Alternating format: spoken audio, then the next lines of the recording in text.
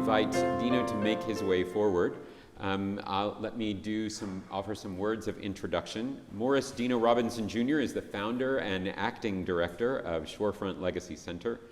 He's also the production coordinator of the Northwestern University Press.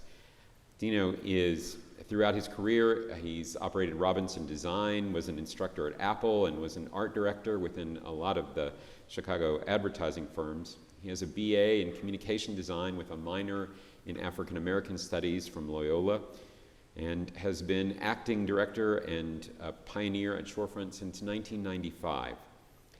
Since he's been at Shorefront, he's written 3 books, hosted dozens of lectures, and assembled several subject-specific traveling exhibits, including the one that is now in our Tower Gallery.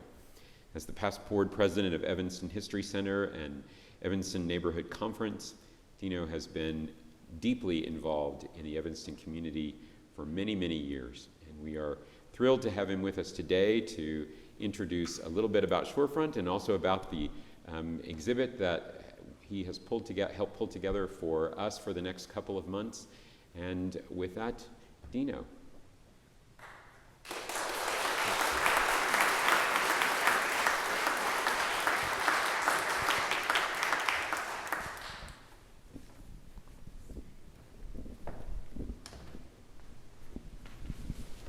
Good morning. Morning. Thank you, everyone, for having me here today to introduce to you the exhibits that we have here at North Evanston Church. A little bit about myself, and I was really awestruck by the sermon today and the messaging today because it really holds true to Shorefront's mission and our approach to things. We believe in touch, transformative experiences that we all can share. And I have to admit, my first touches had something to do with this congregation. One of your members, Bruce Eddy, was my high school history teacher. And it's interesting how and when these things happen, these touches, you never know what it leads to. Amongst many people who have touched me in my life, I acknowledge all that had made Shorefront possible before its inception, during, and after. And with these touches, they inspired me to make some of these exhibits that you see here today. One that's near and dear to me is the photographic series that you have there hanging in the hallway. It's called Portraits of a Community. As we talked about community and how community members touch all of us in many interesting ways. Some obvious, some not so obvious. As you look at these exhibits of these portraits that are hanging there, you'll notice that no names are attached to them. That's by design. It's difficult at first, but sometimes you have to really think about, have I seen this person before? What is their name? What do they do? Let me ask my fellow colleagues, who is this person? We start communicating as a community to discover who a person is and what they've done. And what brought a little tear to my eye in this sermon today in the program is one of the portraits of Doria Johnson. That's the only clue I'll give you on one of them. She came into Shorefront's office when she left corporate America and started her scholarly endeavors. She started researching her family history from Abbeville, South Carolina, and what forced migration took place that offered her family to reside here in Evanston. It was a tragedy. It was a lynching of a great-great-grandfather of Doria Johnson, who caused a mass exodus from Abbeville, South Carolina, of blacks to come to Evanston. That played a part in the growth of Evanston's black community, a transformative experience. She took that knowledge and shared that with the nation. 2 congressmen decided to offer a letter of apology to the nation, to the African American community, of the atrocities of lynching.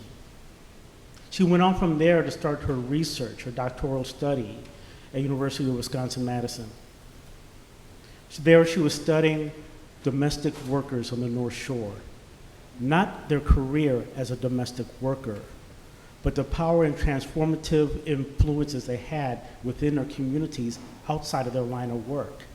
where they started businesses, where community leaders started organizations. And she was uncovering those stories behind the domestic worker that may have worked in the North Shore family with head down, hand out, quiet and silent, but they were a vocal force in their community. Doria Johnson captured those stories and shared that with the community. So I want to share that little aspect of that exhibit. You'll be happy to know that I will provide a key later on so you can see the names and read a little bit briefly about them to help you along with this. The second exhibit we have there is called Legacies, and they're historic snippets of people and places and things that are important to the North Shore community and African community.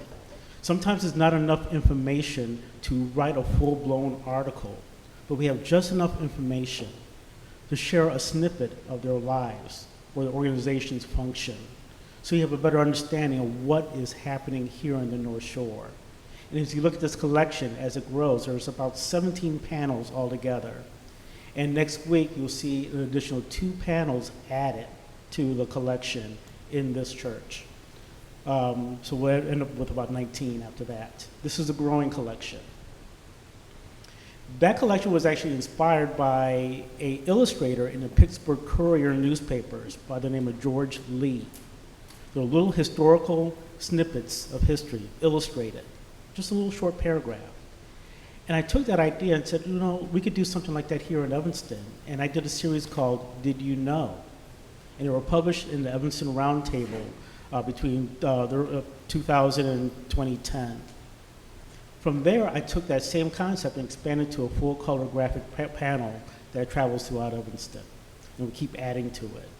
And what's interesting, even though with the Did You Know series, a lot of times the most common response I get from most everyone is, I did not know. That's when we know we're doing the right work. We're teaching, we're educating, we're transforming. Lastly, there is one exhibit there called Redlining Evanston. And this is an important exhibit because it leads us to a lot of activity that are happening in Evanston right now that's surrounding reparations. What a lot of people didn't realize is the impact of what redlining does to a community. Evanston is, we talked about the aspect of diversity and equity. It looks great on paper, but as you drive through communities, you don't see that. Why is there still inequity? What are the issues that are still plaguing this community? Not just here in Evanston, but throughout the nation. And we find patterns of activity in small pieces that make a bigger whole that impacts on communities.